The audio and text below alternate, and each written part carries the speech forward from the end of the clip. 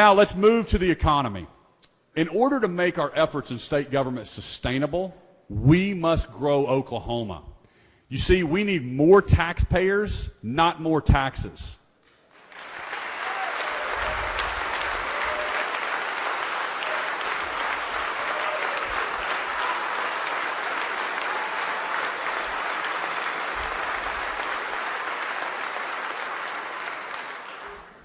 We will reimagine our economy by diversifying our marketplace, strengthening our workforce, and encouraging Oklahomans to start new businesses.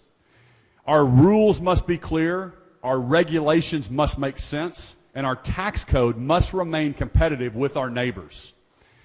At the Department of Commerce, I have hired the very best talent in the state to lead this critical agency.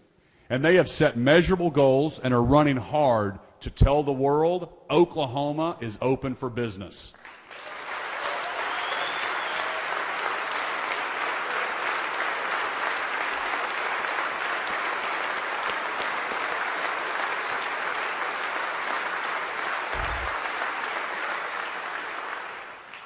To best equip this agency's mission, I asked the legislature to support additional funds for the governor's Quick Action Closing Fund.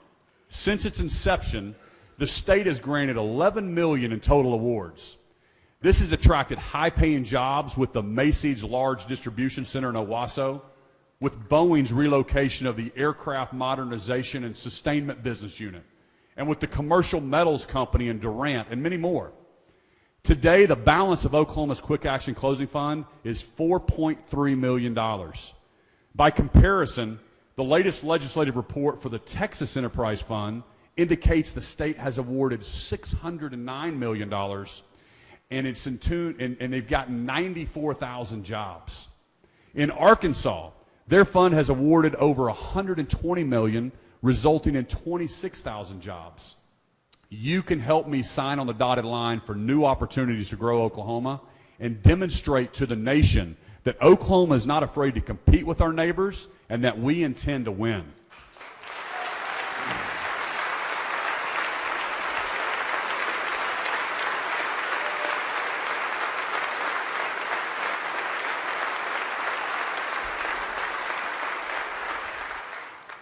As we close our time together, let's end by reimagining our state budget. I promised Oklahomans that we would get to the bottom of every tax dollar, and I promised to be transparent and open about the budget process. For the first time in recent history, the governor's budget provides you with every tax dollar we could find across the 12 largest agencies, which are spending 90% of the state's total budget. It is important we talk total dollars. This was the one consistent request I heard from Oklahomans across the campaign trail.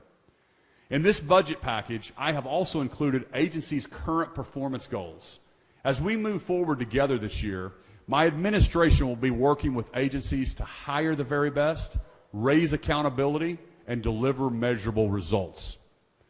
My vision for the budget is for it to become a meaningful resource each year, to establish a common language for lawmakers and taxpayers, and create a transparent budget process.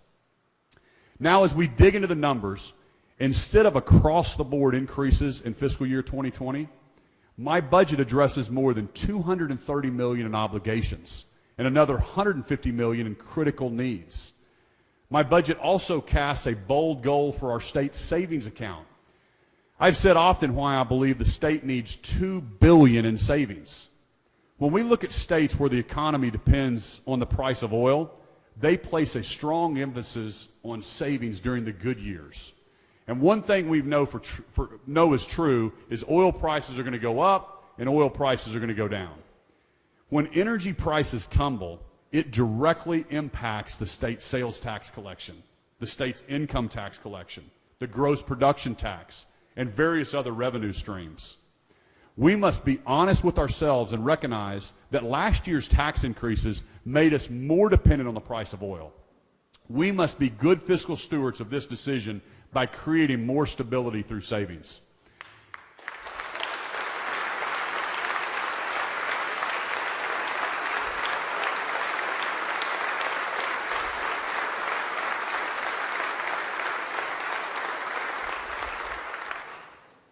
At the end of fiscal year 2019, our rainy day fund will have approximately $874 million with no additional support from a stabilization fund that's often seen in other oil-rich states. Meanwhile, Texas has $12.5 billion in total savings to weather another economic downturn. North Dakota's total savings is more than $5.8 billion.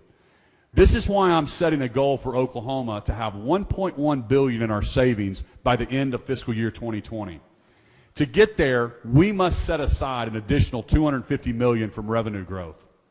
Being conservative with our budget surplus today will protect Oklahoma from having to cut core services in the future.